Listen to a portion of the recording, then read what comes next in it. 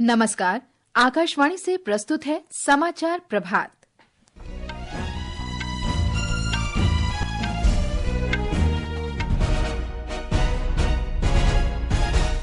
प्रधानमंत्री नरेंद्र मोदी आज नई दिल्ली में कतर के अमीर शेख तमीम बिन हमद अल थानी के साथ वार्ता करेंगे। द्विपक्षीय संबंधों के विभिन्न मुद्दों पर चर्चा होगी। चुनाव आयुक्त ज्ञानेश कुमार को मुख्य चुनाव आयुक्त नियुक्त किया गया। केंद्रीय गृह मंत्री अमित शाह जम्मू कश्मीर में नए आपराधिक कानूनों के कार्यान्वयन की समीक्षा करेंगे। परीक्षा पे चर्चा 2025 का नया संस्करण आज जारी किया जाएगा। और हॉकी FIH प्रो लीग में भारतीय पुरुष टीम का मुकाबला जर्मनी से, महिला टीम का मुकाबला स्पेन से आज शाम भुवनेश्वर में। समाचार प्रभात के साथ मैं फरहत नाज।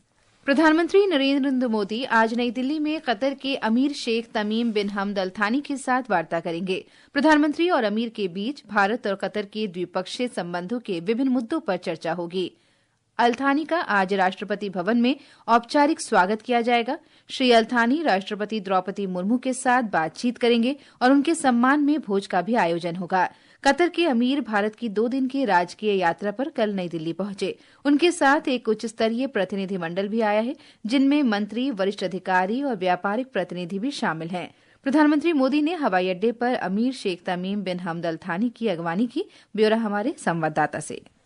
कतर के अमीर की यात्रा के दौरान व्यापार, निवेश, ऊर्जा और तकनीकी सहयोग शीर्ष एजेंडा होगा। भारत और कतर के बीच एक मजबूत आर्थिक साझेदारी है और दोनों देशों के बीच द्विपक्षीय व्यापार में लगातार इजाफा हो रहा है। कतर की कंपनियों ने देश के तकनीकी बुनियादी ढांचे और विनिर्माण उद्योगों में महत्वपूर्ण निवेश किया है, जबकि भारतीय कंपनियों ने कतर में एक मजबूत उपस्थिति दर्ज की है। जैसे जैसे भारत एक वैश्विक विनिर्माण और तकनीकी केंद्र के रूप में अपनी स्थिति मजबूत कर रहा है, कई क्षेत्रों जैसे लॉजिस्टिक, बंदरगाह, हवाई अड्डे, रेलवे और राजमार्ग, सेमीकंडक्टर, खाद्य सुरक्षा, इलेक्ट्रिक वाहन और नवीकरणीय ऊर्जा के क्षेत्र में द्विपक्षीय व्यापार के विस्तार की संभावनाएं काफी बढ़ गई हैं। भूपेंद्र सिंह, आकाशवाणी समाचार, दिल्ली।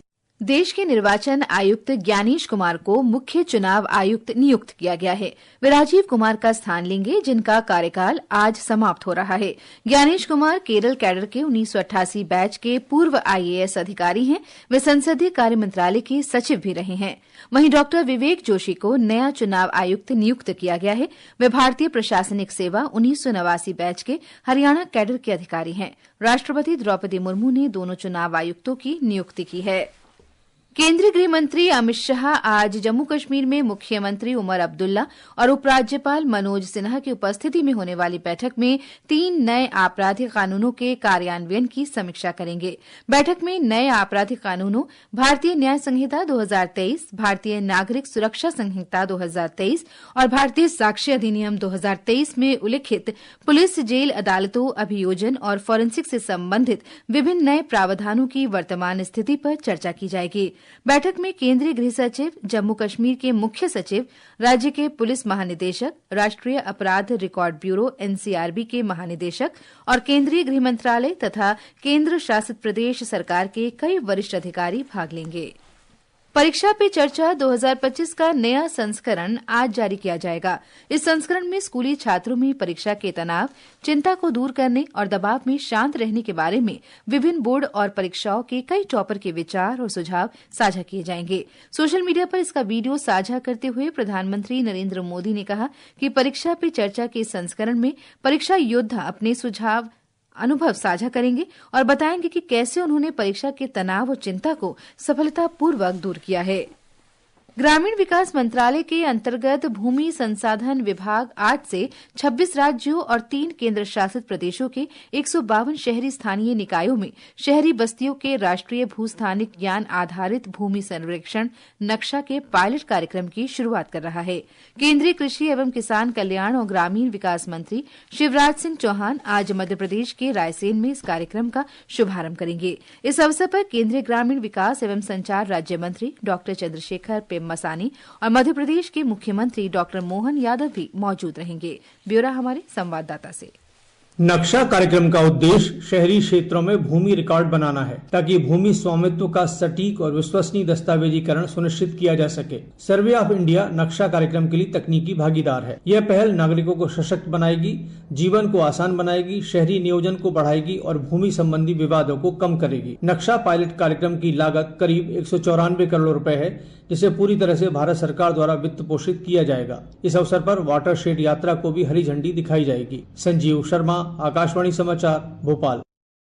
ये समाचार आकाशवाणी से प्रसारित किए जा रहे हैं। ताज़ा समाचार जानने के लिए आप हमारे social media handle X @AIR News Hindi को फॉलो कर सकते हैं। उत्तराखंड विधानसभा का बजट सत्र आज से देहरादून में शुरू होगा। इस संबंध में कल विधानसभा अध्यक्ष ऋतु खंडूरी भूषण की अध्यक्षता में देहरादून में कार्य मंत्रणा समिति के साथ सर्वदलीय बैठक हुई। बैठक में बजट सत्र के बारे में चर्चा की गई। अध्यक्ष ने बताया कि आज राज्यपाल का अभिभाषण होगा और बस 20 फरवरी को बजट पेश किया जाएगा। जम्मू कश्मीर प्रशासन ने 74वें संविधान संशोधन अधिनियम के अनुसार केंद्र शासित प्रदेश में शहरी स्थानीय निकायों में किए जाने वाले कार्य, पदाधिकारियों और धनराशि के हस्तांतरण से संबंधित चुनौतियों का समाधान करने के लिए एक उच्च स्तरीय समिति का गठन किया है। समिति की अध्यक्षता मुख्य सचिव करेंगे।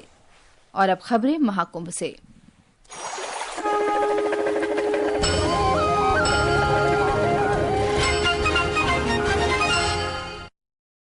काशी तमिल संगमम के तीसरे चरण में 200 प्रतिनिधियों ने प्रयागराज के महाकुंभ में संगम पर पवित्र डुबकी लगाई।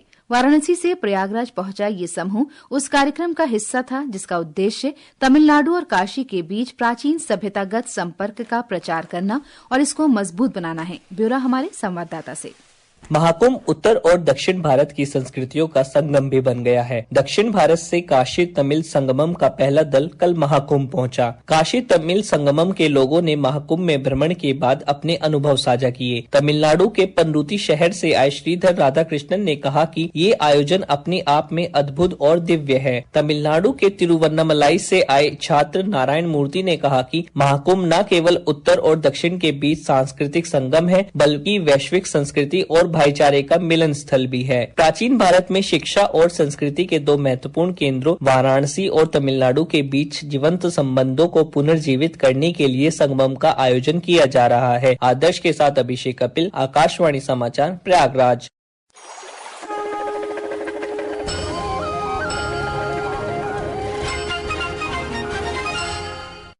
प्रयागराज महाकुंभ में अग्निशमन सेवा दल ने श्री कपी मानस मंडल शिविर के 2 टेंटों में लगी आग को तुरंत बुझा दिया। इस घटना में किसी के हताहत होने की कोई खबर नहीं है।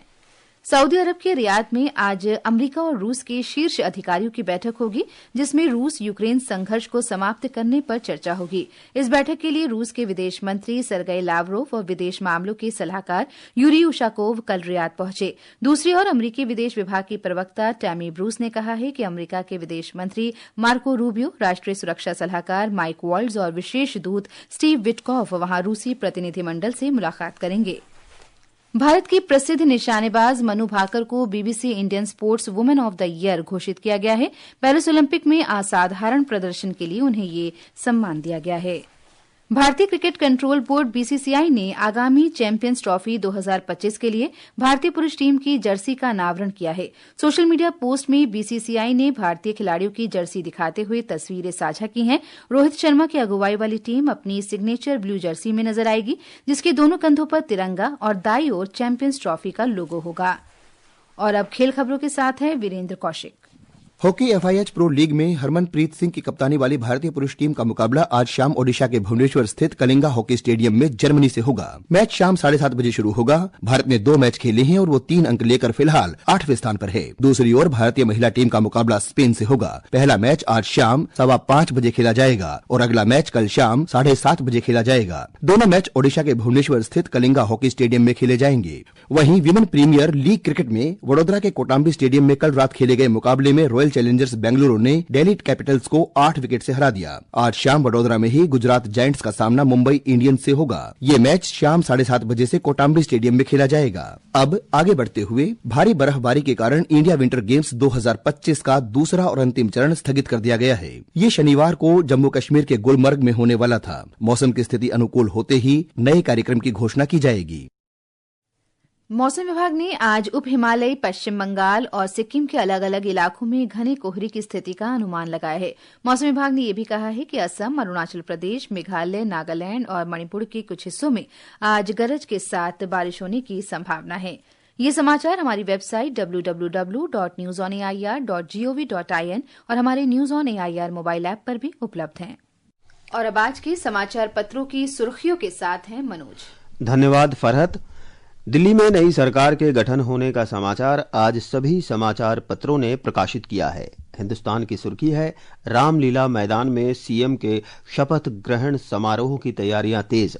भाजपा विधायक दल की कल होने वाली बैठक में मुख्यमंत्री के नाम का ऐलान होगा। 20 को नई सरकार का गठन। ज्ञानेश कुमार होंगे मुख्य चुनाव आयुक्त। नए कानून से हुई पहली नियुक्ति। अमर उजाला सहित सभी अखबारों की सुर्खी है। भूगर्भ में प्राकृतिक बदलाव से दिल्ली में आया 4.0 तीव्रता का भूकंप। धौला कुआं के झील पार्क में 5 किलोमीटर गहराई में केंद्र। जनसत्ता सहित सभी अखबारों की सुर्खी है। राष्ट्रीय सहारा लिखता है, भूकंप के झटकों से थर्राया दिल्ली एनसीआर। प्रधानमंत्री ने लोगों से किया सुरक्षा उपायों का पालन करने का आग्रह। नई दिल्ली रेलवे स्टेशन पर हुई भगदड़ के बाद रेल मंत्रालय ने लिया बड़ा सबक। 60 बड़े स्टेशनों पर बनेंगे होल्डिंग एरिया। दैनिक जागरण की खबर है।